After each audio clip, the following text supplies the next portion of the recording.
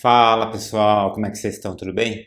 Bem-vindos ao canal Evoluir, eu sou Ken Tamura e hoje o assunto é o segundo capítulo dos nossos estudos do livro O Poder do Subconsciente. Se você está chegando aqui pela primeira vez, a gente tem um vídeo anterior desse estudo, que foi o capítulo 1, tá? Dá uma olhadinha no canal, passa lá, assiste esse vídeo antes, depois você retorna aqui com a gente, tá bom? Esse segundo capítulo ele vai falar sobre como a mente funciona e o quanto é importante a gente entender, o funcionamento para que a gente possa cada vez mais aprender melhor, sobre as diferenças da mente consciente e da mente subconsciente. Então, vamos lá?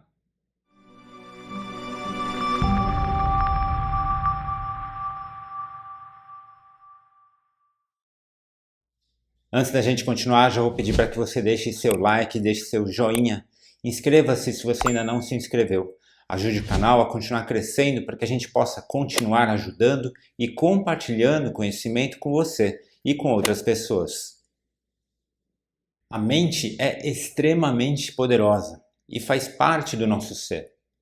Acontece que se a gente não der direcionamento para a mente, ela vai usar esse poder de uma forma aleatória.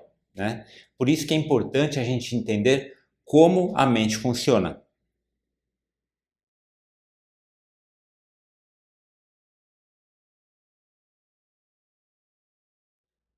O que nós chamamos de mente, de acordo com o livro, tem na verdade duas partes, que é a mente consciente e a mente subconsciente. A mente consciente é aquela que raciocina, por isso que é chamada de racional, E a mente subconsciente é aquela onde tem todas as emoções, Emoções que são vindas de acordo com o que a mente consciente entrega. Segundo o Dr. Joseph Murphy, a mente consciente é aquela responsável por encaminhar informações para a mente subconsciente. E a mente subconsciente, por sua vez, é aquela que cria, que manifesta, que faz com que as coisas aconteçam no mundo da forma. O subconsciente tem o poder de utilizar todos os recursos existentes, para fazer com que aquilo que chegou até ele aconteça. E dependendo dos recursos necessários, isso pode levar dias, pode levar meses ou levar anos. Então, o primeiro ponto a entender é que o que a mente consciente aceita, a mente subconsciente também vai aceitar, porque a mente subconsciente não raciocina. Toda a nossa parte que filtra, que escolhe, que discrimina, está no consciente, não está no subconsciente. Então, não importa o que seja, se é um absurdo ou se não é, se é teoricamente impossível ou se é pura imaginação. Se a mente consciente acreditar, o subconsciente também vai acreditar, vai sentir e trabalhar para que aquilo aconteça. Por exemplo, imagine uma pessoa que tenha medo de coelho, Não faz nenhum sentido ter medo de coelho, não é verdade? Mas a pessoa tem medo de coelho, de uma forma que ela não pode nem chegar perto, ela não pode nem ver coelho. Só que se a gente tivesse uma bola de cristal e pudesse voltar no tempo, a gente veria que essa pessoa, quando criança, ela estava brincando no local e ela viu um coelhinho morto. E aquela imagem passou pelo consciente e foi para o subconsciente dela, de forma que coelho é uma coisa negativa, transmite uma informação negativa para ela. Isso porque uma vez que chega no subconsciente, o subconsciente aceita como pura verdade, O subconsciente não analisa, certo? E dessa forma, o subconsciente trabalha para que a pessoa sinta aquilo que ele acredita que é. Imagine que você peça para um cego pintar um quadro. E esse quadro você diz ao cego que tem as cores azul, rosa e dourada. Acontece que para o cego não faz a menor diferença, A tinta pode ser toda branca, mas ele vai acreditar no que você falar. Assim é o subconsciente, ele simplesmente acredita no que passa pelo consciente. No caso da pessoa com medo de coelho, ela pode ter 50 anos, pode chegar a ter 60 anos e continuar tendo medo de coelho, mesmo que hoje não faça o menor sentido para ela. Nós também podemos chamar a mente consciente de objetiva e a mente subconsciente de subjetiva. A parte objetiva é aquela que vive de acordo com as nossas percepções. aquilo que a gente vê, observa, percebe, vivencia. Por exemplo, é porque a gente sente o calor e frio que a mente objetiva entende o que é temperatura. É através das cores e das formas que entendemos a beleza das coisas. É através do paladar que entendemos o sabor dos alimentos. É isso que se chama perceber através dos 5 sentidos. É a mente objetiva. Mas existem coisas que são além do que a mente consciente, do que a mente objetiva pode perceber. Coisas como mediunidade, intuição, pressentimento, sincronicidade. São coisas que não têm nada de racional. São coisas que são diretamente ligadas à mente subjetiva. E como são subjetivas, é muito difícil para muitas pessoas racionais entenderem ou mesmo aceitarem essas coisas. Um dos momentos onde mente consciente e subconsciente trabalham em conjunto é durante uma oração. Mas, dependendo do quão racional a pessoa seja, nem mesmo em oração ela acredita. Como o subconsciente não questiona nada, tudo o que chega até ele é tido como verdade. Tem um vídeo aqui no canal que se chama Como Perdoar o Imperdoável. Nesse vídeo eu conto a história de um homem, que ele descobre o amor através da última pessoa que ele poderia imaginar na Terra. Nessa história ele conta que ele apanhou, ele cresceu apanhando do padrasto, e toda vez que ele apanhava, o padrasto dizia que batia nele porque o amava, batia por amor. E dessa forma ele cresceu com um conceito totalmente distorcido e se tornou uma pessoa violenta. E isso não é uma desculpa. Realmente, dentro da cabeça dele, ele tinha um conceito totalmente distorcido do que era o amor. Hoje, por exemplo, a gente sabe que os psicopatas são pessoas que passaram por grandes traumas, principalmente durante a infância. É claro que, apesar disso, isso não é uma regra, graças a Deus. Ou seja, não é todo mundo que passa por uma infância violenta se torna um psicopata, não é isso. Mas o importante é entender que é dependendo de como a mente consciente interpreta o que aconteceu e leva para o subconsciente. Mas o lado bom é que a mente também grava por repetição contínua. Ou seja, a gente consegue mudar as coisas que estão no subconsciente através do hábito. No livro O Poder do Hábito, o autor ele explora a capacidade que nós temos de mudar as nossas vidas ou de direcionar as nossas vidas, transformando novos pensamentos e atitudes em hábito. Uma outra forma de colocar informações na mente subconsciente é através da sugestão. Mas a gente tem que se lembrar que quem abre a porta, quem dá acesso ao subconsciente é o consciente.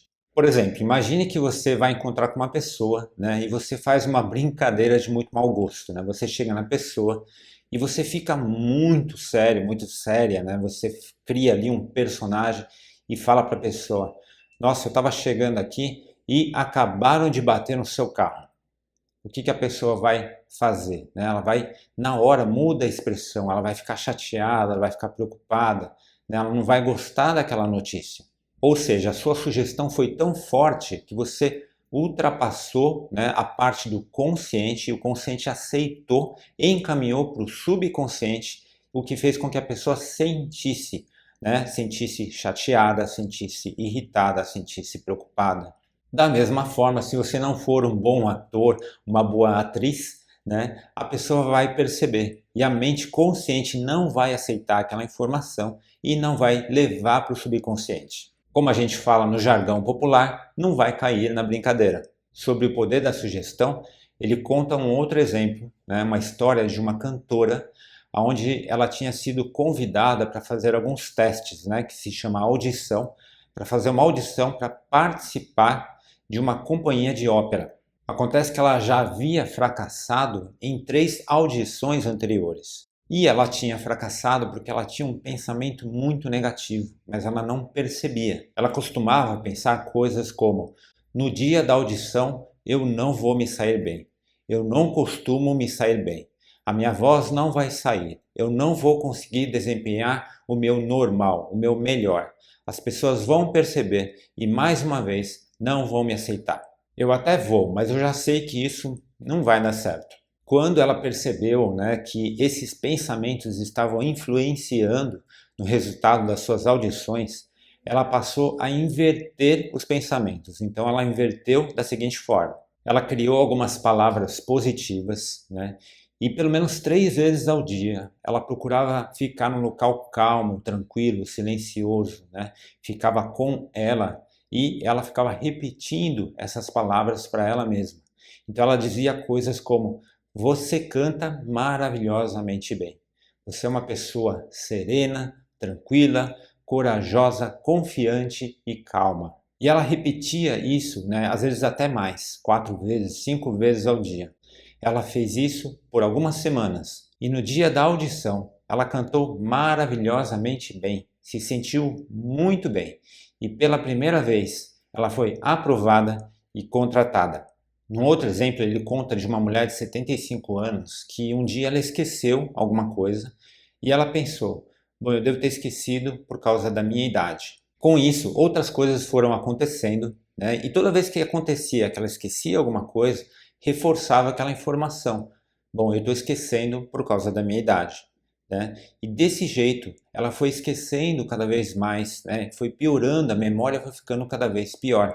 Até que chegou um ponto que ela percebeu que a atitude mental que ela estava tendo, ou seja, as informações que ela estava mandando para o seu subconsciente, estavam contribuindo para que isso acontecesse. Quando ela percebeu isso, ela inverteu, né? Ou seja, ela passou a afirmar coisas como: a minha memória vai melhorar de todas as maneiras. Sempre me lembrarei de tudo que eu precisar saber. Quanto eu menos esperar, a minha memória vai ser melhor do que nunca foi antes. E assim ela fez por semanas, né? Até que um dia, de fato, ela estava com uma memória muito boa. Então, na sequência, o Dr. Murphy ele explica um pouco mais sobre o poder da sugestão. Ele fala que a humanidade sempre recebeu e sempre recebe sugestões. E assim surgem credos políticos, crenças religiosas, costumes sociais. As sugestões, quando feitas de forma construtiva, são maravilhosas, magníficas. Mas, quando são negativas, podem causar doenças, sofrimento e miséria. Então precisamos agora, adultos, identificar as principais sugestões que nós tivemos durante a nossa infância e adolescência, para que a gente possa colocar sugestões contrárias, né, para que aos poucos a gente vá substituindo essas informações no nosso subconsciente. Então dá uma olhadinha em algumas sugestões negativas que talvez você tenha tido na sua infância. Você não pode. Você não consegue. Você jamais vai chegar a ser alguém. Você não tem chance. Não adianta lutar contra o destino. O mundo está cada vez pior. É cada vez mais difícil. Você está velho demais. Você não nasceu para ser feliz. O amor é coisa de romance. A única pessoa que te ama de verdade é sua mãe. Não se pode confiar em ninguém. Quando a gente aceita essas sugestões, a mente subconsciente não julga e passa a trabalhar para fazer daquilo uma realidade. E assim, uma pessoa sem consciência, ela pode passar anos ou uma vida inteira lutando contra a sua própria mente, sem saber. Se a gente prestar atenção, por exemplo, vai perceber que nós somos bombardeados diuturnamente por notícias ruins. Essas notícias vêm através de todo tipo de mídia, né? E toda notícia ruim tem dentro de si uma sugestão negativa. A intenção dessas notícias é para que a gente viva, se comporte e vive de acordo com os interesses de quem divulga essas notícias. Ou será que ver notícias ruins todo dia ajuda a ter uma mente positiva? É claro que não, né? Qualquer sugestão positiva ou negativa pode afetar as nossas mentes de uma forma muito profunda. O Dr. Murphy ele conta a história, né, de um parente distante que ele teve, e esse parente ele foi se consultar com uma vidente. E essa vidente disse que ele iria morrer em pouco tempo. Ele aceitou aquilo com tamanha força que ele começou a se preparar para a morte. E o Dr. Murphy ele tentou mostrar para essa pessoa que tudo dependia da mente dele não aceitar, de ele não transferir para o subconsciente aquilo que ele recebeu. Só que ele já estava irredutível de tanto que ele acreditava no poder daquela vidente. E assim ele organizou todo o seu testamento e se preparou para a morte. Ele era uma pessoa saudável, bem disposta, alegre e jovial, e no decorrer de um mês ele estava completamente abatido, sem vida, parecia uma pessoa inválida. E assim, pouco tempo depois, na data prevista, ele teve um ataque cardíaco e morreu. O Dr. Murphy ele explica que quando nós temos consciência do funcionamento da mente consciente e subconsciente, a gente aprende a blindar o consciente para que informações desnecessárias cheguem ao subconsciente. É como se qualquer sugestão negativa fosse uma bola de borracha perto do nosso tanque. Mas, do outro lado, quando a gente não entende, o funcionamento da mente consciente e da mente subconsciente, a gente não sabe se proteger. Então, é como se o nosso tanque fosse de papel. E para finalizar esse capítulo, ele explica uma forma mais poderosa, mais forte de fazer sugestões, que é através das premissas. Premissa é o que vem antes de uma conclusão lógica. É onde se baseia a conclusão lógica. Por exemplo, ao invés de você pensar apenas que você é um ser perfeito, você pode pensar que você é um ser que foi criado por Deus, que foi criado pelo Todo. Portanto, você é um ser divino e por isso você é um ser perfeito. Lembrar que você é um ser divino é a premissa maior. Dá uma olhadinha nessa bela afirmação usando uma premissa maior. A sabedoria divina me conduz e me orienta em todos os atos. A lei da harmonia funciona em minha mente e meu corpo. Beleza, amor, paz e abundância são direitos meus. Os princípios da ordem divina governam minha vida. Sei que minha premissa maior baseia-se nas verdades eternas da vida e tenho certeza, sinto e acredito que a mente subconsciente vai responder de acordo com a natureza dos bons pensamentos da minha mente consciente. Bom, espero que tenha ficado claro então que a mente subconsciente trabalha conforme as ordens que ela recebe. Ela possui um poder gigantesco de trabalhar para que as informações que ela recebe sejam manifestadas, estejam certas ou erradas. E que, portanto, cabe a nós utilizarmos a nossa inteligência para direcionarmos melhor essas informações. Talvez um dos pontos mais importantes desse capítulo seja o valor e o poder que existe nas coisas que nós pensamos e falamos no nosso dia a dia. Mais do que isso, espiritualmente falando, cabe a nós aprender a se conectar cada vez mais com o divino que existe dentro de nós, para que consigamos sempre compreender a orientação divina e aplicá-la, e dessa forma direcionar sempre os melhores pensamentos para o subconsciente. Depois comente sobre quais sugestões negativas você identificou que teve na sua infância e o mais importante, quais sugestões positivas você vai passar a usar a partir de agora, ok? Na próxima semana a gente continua com mais estudos desse livro maravilhoso que é O Poder do Subconsciente. O vídeo de hoje fica por aqui. Espero que você tenha gostado. Se você gostou, deixe seu like, deixe seu joinha. Inscreva-se se você ainda não se inscreveu. Ajude o canal a continuar crescendo para que a gente possa continuar ajudando, compartilhando conhecimento com você e com outras pessoas. E se fez sentido para você, compartilhe com as pessoas que você ama, com seus amigos, com a sua família. Eu vou ficando por aqui. Gratidão por ter me acompanhado até agora. Fique com Deus e que todos nós juntos possamos evoluir.